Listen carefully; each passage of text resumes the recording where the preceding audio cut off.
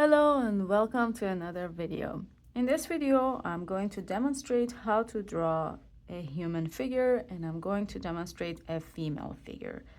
And this is going to be the front. We will start with a symmetrical line I have already drawn and a horizon line where the feet are going to be standing on. For the purpose of this video, I have used the ruler to draw this line to just make it quick and accurate, but I do highly recommend you to draw these symmetrical lines by hand and practice your drawing as much as possible without using any tools. But for this video, if you have tools, use it. So before we start the drawing of the human figure, we need to measure the body parts. So we will be using the head as the measuring guide for the drawing. For most bodies, the head is almost 1/7 or 1/8 of the overall height of the body. For taller people, obviously, it could be more than 1/8. For shorter people, it could be around 1/7, and for medium people, about 1 to 7.5 heads. Okay, we are going to start by dividing our symmetrical line into 7 equal parts. Now, we are going to be doing this to use the head as the measuring guide. You can do this by using your pencil, and if you have a live model in front of you, you can look at the model. If you're using a reference photo, you can look at the reference photo to check your measurements and make sure that it's accurate. All right, so here I have 1, 2, 3, 4, 5, 6, 7, 8, 8.5. Well, this is going to be a very tall person, but we can always fix and adjust different body parts as we draw. So here are my 8 parts. I am using a 3D model or an image of a 3D model in front of me. So I'm going to be verifying with this image as I'm drawing. Next, we want to identify where each parts of the body is falling, and also where is the widest part of the body. So if this is our head, I'm going to put it into a box. Here's our head. How much space does our neck take before it gets to the shoulders? So it's almost like halfway through the second seventh is where our shoulders start. Now, for the width of the shoulders, we are going to be using the head again as the measuring guide. We should be able to fit 3 heads across our shoulder. So if this is one head, there's one, I should be able to fit one on this side and one on this side. Now, this is a general rule. For men, they have wider shoulders, so it might be maybe a little bit more than 3. Maybe it's 1.5 on each side. You can verify this by looking at different bodies and measuring them. Not everyone is the same, but generally this is the rule that can apply. Next, we have our mid body, and this is almost 1, 2, 3, 4th head, in the middle of the 4th head where our mid body starts. You could draw a triangle to connect these. This is almost where the belly button falls, and below that then we'll have the hip lines, where for women, for the female body, is the widest area after the shoulders. I'm just gonna draw one. At the 4th head, we have our hips. Each body is different. And then we are going to define the length of the legs and where the knees are going to fall. The legs are, and almost around here I see is the knee, and from knee to the shins, almost around here we have our ankles, and the feet are going to be. Now I'm going to draw a line for each of these body parts. So right from the shoulders, I have a line that comes perpendicular to the hips, and I'm going to start connecting the dots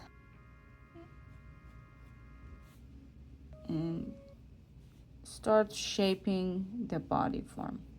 So obviously the face is not a rectangle, it's an oval shape, so I'm going to round it. I go over my lines as many times as I need to make it the way that I want to look like. Of course, it helps a lot if you do some drawings of the skeleton of the body so you can have an idea of where everything falls, but without that, you can continue working and define each form. What we want to do next is to simplifying everything into geometric shapes and forms. So for example, we know that the shoulders are rounded, so I'm just gonna put a circle here. Same thing.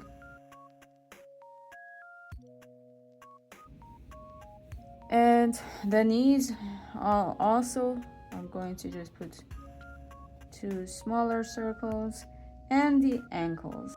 Now we're going to create a symmetrical line for each body part. So for the arms, for example, we're just gonna add a line. Here's another symmetrical line that is going to be middle of our arm.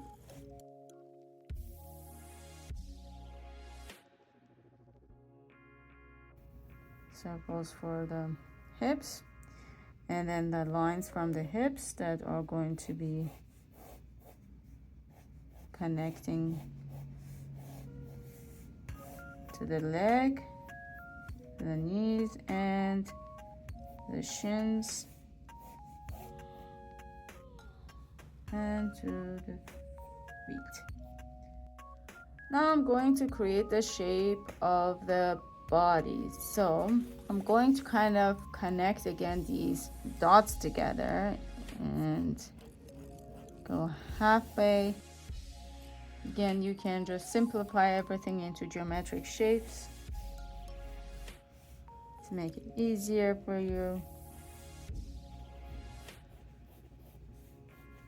to make these connections, and then we will continue working on them to create the actual form.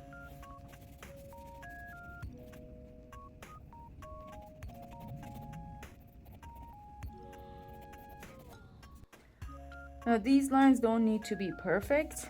These are all just guidelines. We will be going over them and making sure that they are as accurate as possible. So, but at this point, we just want to make sure that we are clear with our proportions as much as possible. And here are the feet.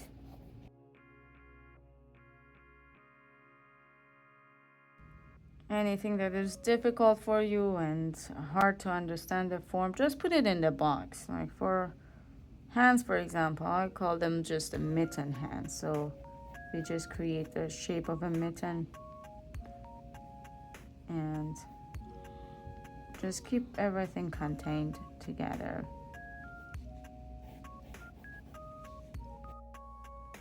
And just keep in mind that the hands, where they end, are they like at the top of the hips, halfway through, almost where the femur bone starts, somewhere around there. So his hands are almost the size of a face. You should be able to fit one hand in the height of the face. So make sure don't make the hands too small. And of course, I made them too small. Next, I'm going to just use my pen to go over all these lines and darken it so you can see it better. I'm gonna go over all the lines and also connect everything better and shape it as naturally as possible. I feel like this body got a little bit on a heavier side, but my reference photo is a little bit thinner than this, but it's fine. We can always fix some areas and adjust it the way that we want.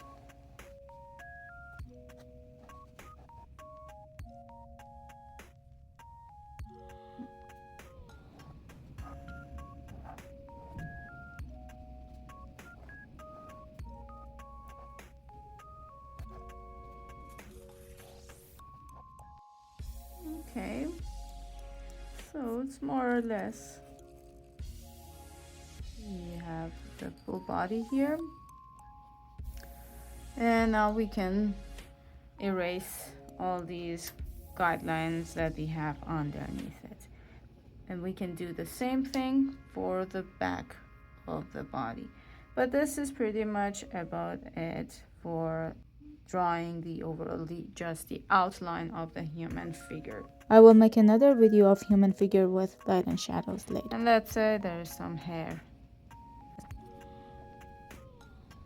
Of course, you can always simplify even more, make shorter lines, make your lines more sharp and more geometric before you shape it and make it rounded. You can always take your time and play around before you complete your drawing. Now you can follow the same steps for drawing the back of the figure. For any body part, if you're not sure or you're not comfortable drawing it, you can always just isolate it, right? If the hands are very difficult for you, isolate the hands and just do a few drawings of just the hands. Same thing with other body parts, even if it's just the connection between the neck to the shoulders, for example. You can do the same thing. You can do a few drawings of just the neck and shoulder to feel more comfortable and see how these body parts are connected better so you can get a better form each time you draw.